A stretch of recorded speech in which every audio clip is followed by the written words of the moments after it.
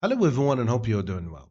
Today, I'm going to talk about one specific book, a book that you really need to have when it comes to preparing for a PhD entrance exam. In particular, if you are dealing with ESP, that's in English for specific purposes, or even in the same time dealing with didactics. This book is really, really important for you. But before I show you the book, I really want to talk about one particular or one particular point. I see that I get the question often, should I read a book or should I read an article or articles when it comes to preparation? The answer, it depends. If you are looking for a topic and you want to understand the topic, all the points, or how elements are interconnected, a book would be much better because you see, when writers write a very long book, lengthy book, they take their time explaining every point when it comes to the different to concept. You're not going to find the same thing when it comes to articles where they are going to be very concise and precise. So this is most important. You have to remember this. Now, before I show you the book, I want you to subscribe. I want you to really support the channel. So the book in front of us, let's have a look here. The book is Development in English for Specific Purposes, a Multidisciplinary Approach.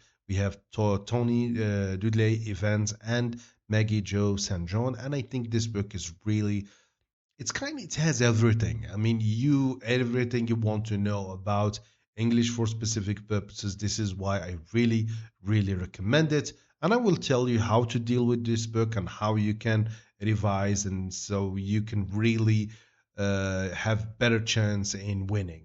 So the most important thing I'm going to see the content of this book and see how we can start revising. So let's let's go here. Okay, let's go to the content. So we have introductions, we have aim, overview, definition of ESP, classification, career content and real content, roles of ESP practitioner, ESP as a multidisciplinary activity, the summary of the whole chapter, and recommended reading. Now, what I want you to do when you are preparing for PhD entrance exam is I want you to think about every title as a potential question that you are going to see during the day of the exam. So, for example, you can be asked plainly about the definition of ESP.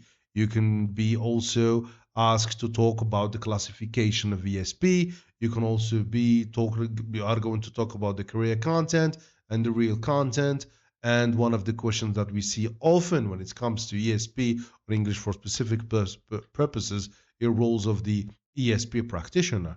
And here in this regard, I really want you, when you are preparing, to remember something. I always talk about the similarities between didactics and when it comes to didactics and ESP. Both they are, yes, some they can say they are distinct fields, some they put ESP under the field of didactics. But for me, what matters the most, we have kind of similarities, especially if we are talking about recent approaches, communicative approaches, talking about autonomous learners, development of holistic skills. You are going to find that these kind of roles of ESP and we go to English for general purposes, you are going to find roles of the teacher that are not really quite different. And this is going to help you like to prepare for both field. This is so important. Try to remember this. So you have also ESP as a multidisciplinary. You can have a question like this. So this is very important that when you read, kind of at least think about it. Like, what kind of a question I can see the day of the exam that is related to this point. Of course, we have historical perspective that is so important. The aim, the balance between research and practice. This is really, really important. For example, you can have a kind of question that is going to mix research methodology with the practice of ESP. So trends, that's really also important because we see these days when we talk about ESP, especially in Algerian context, we are talking about EMI, we're talking about different topics. That's really there are so chances that you are going to see that in the exam. So you have authenticity, you have trends in English for occupational purposes. There is a whole chapter for English for academic purposes, the four types, engaging with the discipline.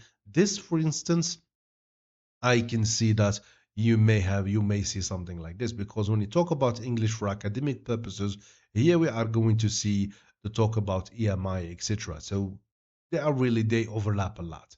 So English for business purposes, the characteristics, the role of needs analysis. This is important. Yeah, I think, yeah, especially needs analysis. This is something you really have to talk about.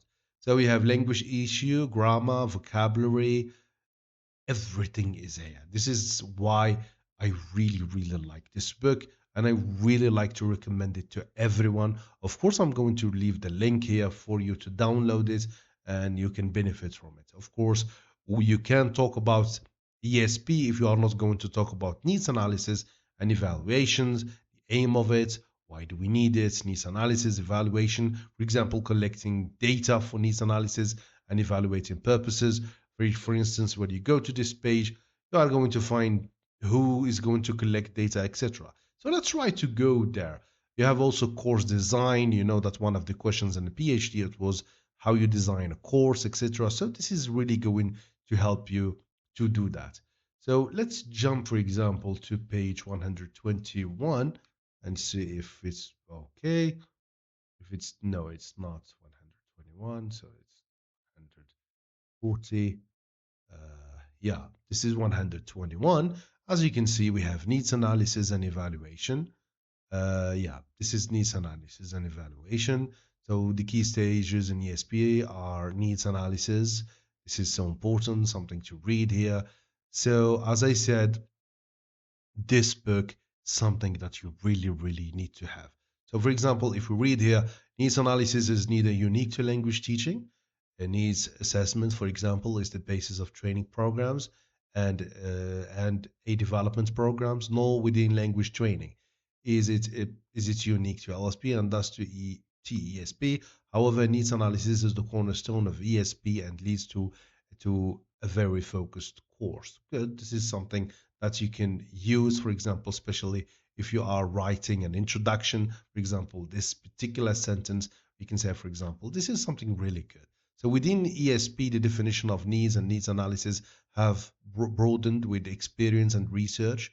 For instance, in the 1960s and early 1970s, literature and language trained English teachers faced with teaching science students English for their subject studies knew very little of what or how of those studies and good, really. So this is something really I like here. So this you can take so many sentences, you can develop your essays from it. This is why I really strongly advise that you download this book, you read it, take your time, try to write from it because it's really going to benefit you a lot. So by the end of this video, sorry, I really want you to support the channel. Tell me your opinion about the comment. Sorry for my voice today. I'm still a bit sick, but as I said, I will always share videos concerning the PhD preparation. So thank you so much and see you.